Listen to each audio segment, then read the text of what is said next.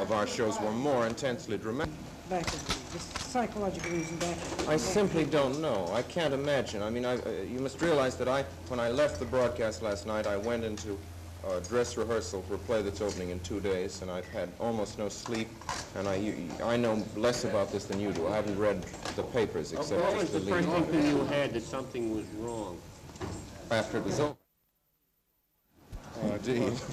Were you aware of terror at the time you were giving this role? Were you aware that terror was going on throughout the nation? Oh, no, of course not. You know, we did Dracula, and it seemed to me during Dracula I had high hopes that people would react as they do in a movie of that kind, and I don't know that they did particularly, and so I've given up. One doesn't believe in the radio audience much. You don't know whether they're listening or not. You have no idea how many people are listening or what they're thinking. I had every hope that the people would be excited as they would be at a melodrama. But, yeah.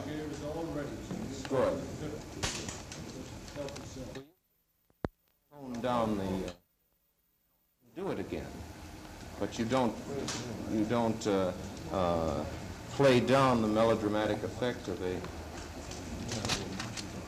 a melodrama. Have you altered your plans for future programs in any way as a result of this incident? Naturally, we will have to sit down and think very carefully about future broadcasts. Have you make any specific changes in any programs that were already scheduled, such as next week's, for instance? No. Mr. Wells, 3 short stories. when you were doing this program, when you spoke about Martians, did you feel that the people who were listening in on this program would know that there was no such thing as Martians? Well, it would seem to me unlikely that the people of an invasion from Mars would find ready acceptance. I was frankly terribly shocked to learn that it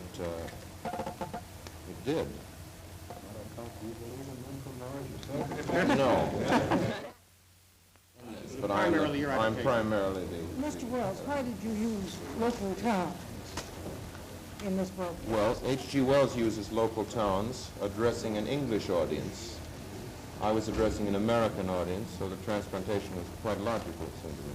He doesn't use mythical towns. He uses quite real ones.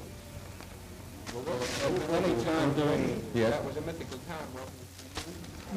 It was a mythical town, but it was near enough. It was near enough to a real name. I've forgotten how we figured it out. It's either that it's Grover's Mills, or it is Grove's Mill, or something. At any rate, we changed it slightly, hoping that would a thing which H.G. Wells did not do. His names are quite real English towns, without any change made. Look directly Yes. towards the camera. We've asked you that before. Ask it loud, very loud. Louder! Do you think, Mr. Wells, that you might have taken unfair advantage of the public in using a method as a conveyance for authentic news? I don't believe that I have, since it is not a method original with me. It is used by many radio programs. I am terribly shocked by the effect it's had. I do not believe that the method is original with me or peculiar to the Mercury Theater's presentation.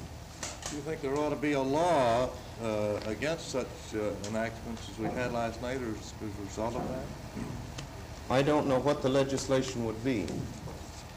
I know that almost everybody in radio would do almost anything to avert the kind of thing that has happened, myself included, but I don't know what the legislation would be. Radio is new, and we are learning about the effect it has on people. Learned a terrible lesson. Do you think that this will cause the curbing of radio bulletins on the air today? I simply can't imagine. It seems to me that the effects of this may cause much legislation. I simply don't know. The wisdom of radio executives and of an organized public will decide these things for us.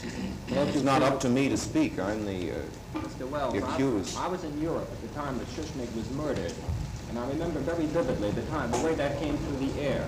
I should say that your presentation last night was even more dramatic and more realistic than the way the Vienna radio station did theirs. Yes, the intention...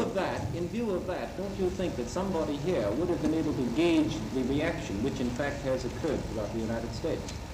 Well, every radio program tries to be more dramatic than life, as every play tries to be more dramatic than life, and every movie, not less so.